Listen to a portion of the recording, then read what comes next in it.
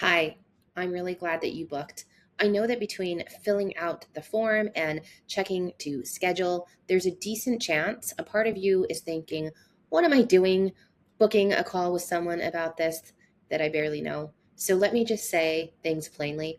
Booking this call was the right move. Most men sit in what you're sitting in for years and then they never do anything about it.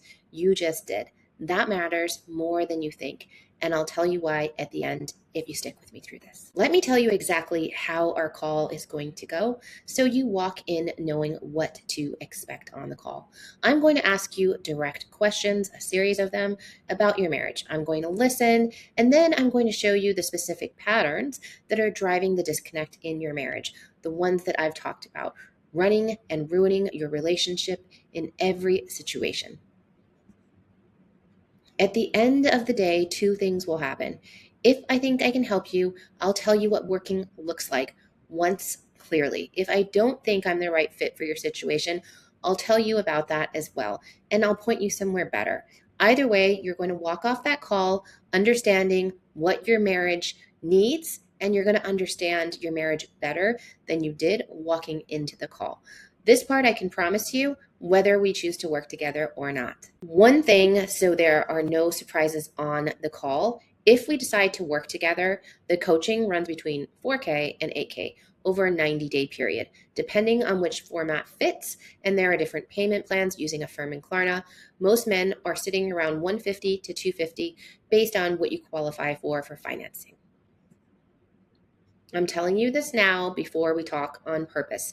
I don't want you sitting on the call doing math in your head instead of being present and honest with me about your marriage. If that number generally feels like something you can't do and is impossible, that's completely okay. Just tell me on the call and I'll point you in a different direction or we'll see how we can work together. The call itself is about whether this call is right for you. It's not just about the price. A few quick things before we talk. You should have a confirmation email with the date, the time, and the Zoom link. If it's not in your inbox, please check your spam folder and add me to your contacts so you can actually get the Google reminders, which is going to be the time for our meeting. Find somewhere private for a call, not in the parking lot, not in a coffee shop.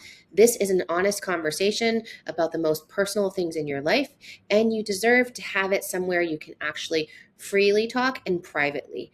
Block out the full hour because sometimes calls go a little bit over. Don't schedule something right after that might cut this call short. And if something comes up and you need to move things around, please just do it within 24 hours. I only take a few people at a time, so if you can't make it, freeing the space up for someone else does matter. One thing that is the most useful thing you can do before we talk, reply to your confirmation email with a single sentence. I just really want to know what's going on in your marriage right now in your own words.